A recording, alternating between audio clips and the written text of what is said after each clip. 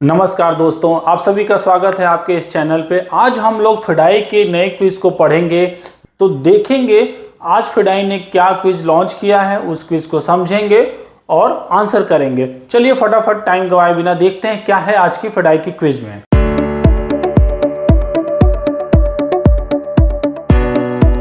चलिए पढ़ते हैं ये फिडाई क्विज को और क्वेश्चन को सबसे पहले समझते हैं कि क्या कहना चाहता है क्वेश्चन में, फिर उसको हम लोग आंसर करेंगे। ठीक है, तो क्वेश्चन का ये है meaning, can the Indian AD bank permit, क्या एक Indian bank authorized dealer bank permit कर सकता है qualified jeweller to make advance remittance for import of gold and silver. Advance remittance करने के लिए अलाउ कर सकता है किसके against? Import of gold and silver. ठीक है, कहां से? To make payment international bullion exchange limited GIFT City. ठीक है, तो ये समझ में आया क्वेश्चन। अब हम लोग इसमें कई सारे टेक्निकल वर्ड्स हैं। एज अ लेमैन मैं ऐसे समझाऊंगा आपको, एज अ लेमैन आपको सब कुछ समझ में आ जाए, चाहे आप फॉरेन एक्सचेंज के बैकग्राउंड से हैं या नहीं। तो मेरा पर्पज यही है कि इस क्वेश्चन के थ्रू, इस फेडाई के क्वेश्चन के थ्रू डे टू डे जितने भी क्वेश्चन होंगे उसको सबसे पहले हम लोग उसको समझेंगे इजी वे में। उसके सारे फैक्टर्स को हम लोग एक एक फैक्टर्स को समझने की कोशिश करेंगे और फिर आंसर करेंगे।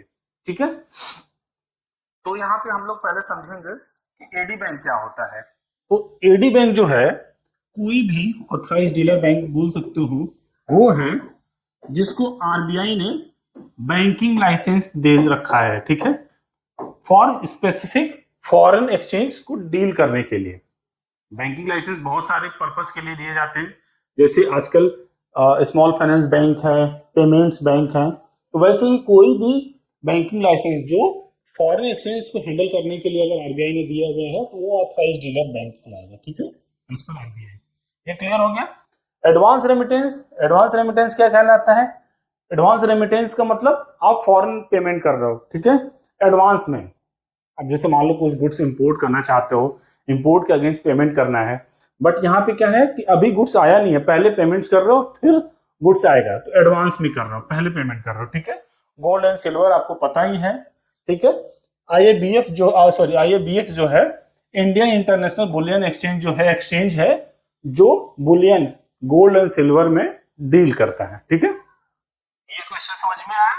तो सबसे पहले क्वेश्चन को आंसर करने के लिए मैंने कुछ पॉइंटर बनाए हैं जिससे आपको समझ में आएगा उनका मतलब क्या है।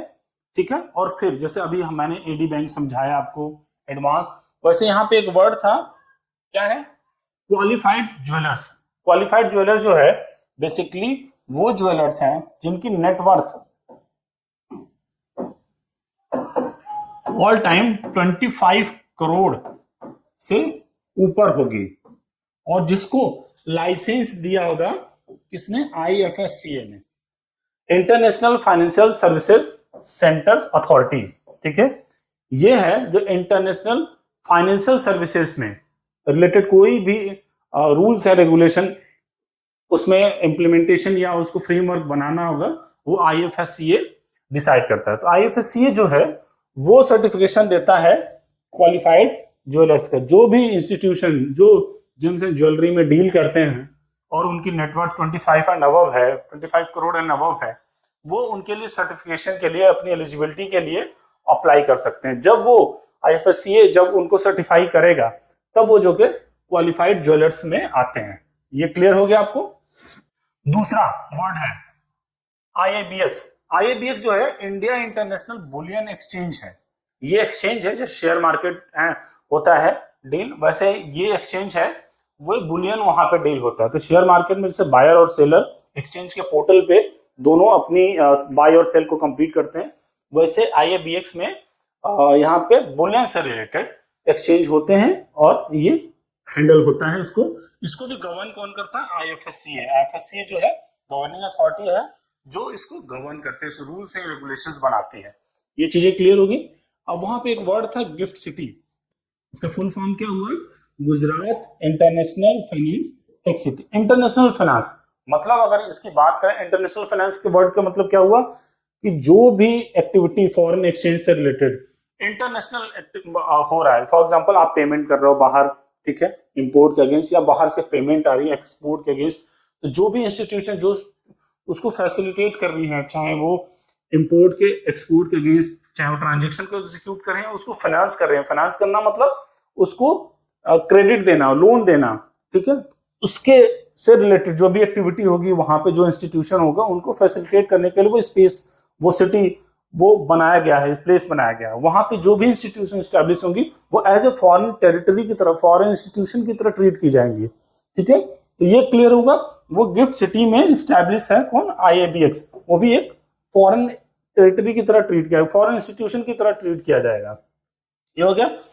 अब कोई भी गोल्ड को इंपोर्ट या एक्सपोर्ट करने के लिए रूल्स एंड रेगुलेशंस रिक्वायर्ड है। अच्छा, रूल्स एंड रेगुलेशन जो होते हैं फॉरेन, कोई भी trade finance, foreign trade finance की अगर बात कर रहे हैं, आउटसाइड बॉर्डर की, आउटसाइड कंट्री के बॉर्डर में अगर हो रहा है तो उसको गवर्न कौन करता है, DGFT, ये तो आपको पता है, director general of foreign trade.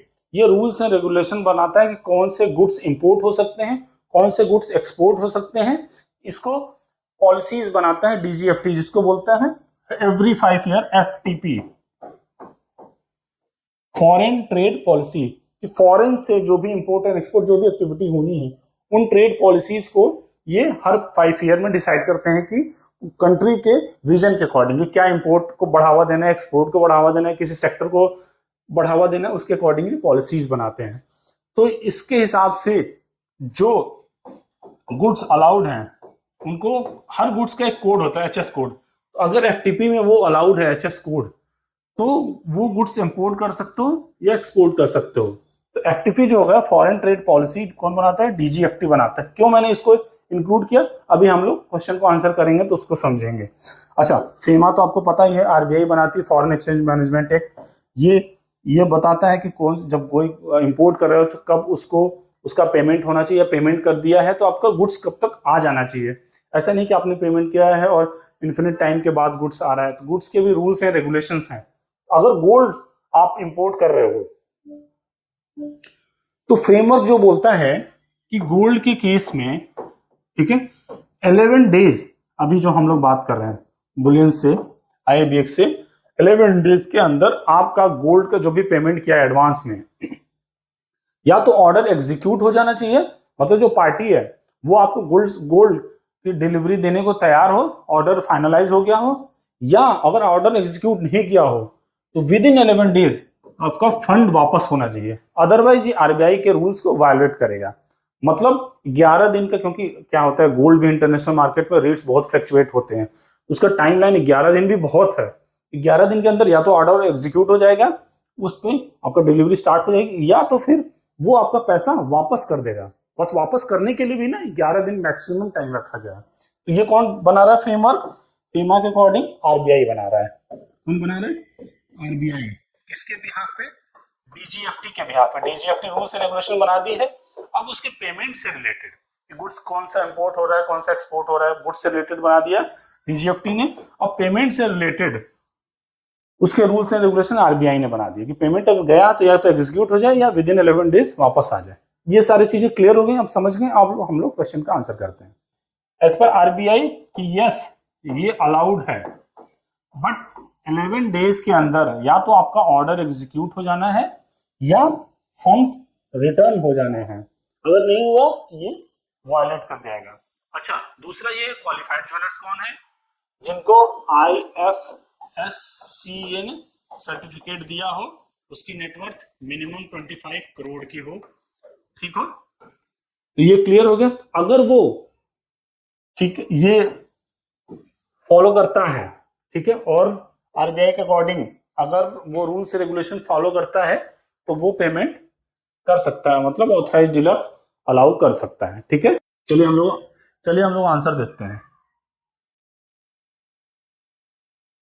ये ठीक है, ये आपको समझ में है। हम लोग ऐसे क्वेश्चंस को पढ़ेंगे, एनालाइज करेंगे और फिर उसको आंसर क्या करेंगे।